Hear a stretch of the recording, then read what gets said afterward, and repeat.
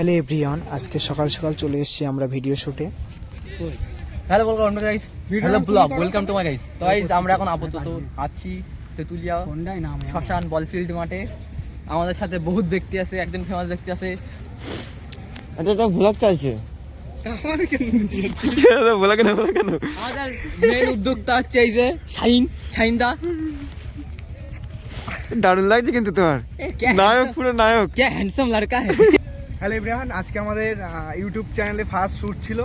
তো 7টায় আসার কথা ছিল, এখন বাজে কটা?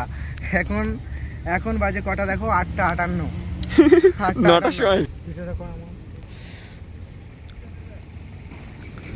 আমাদের হিরো।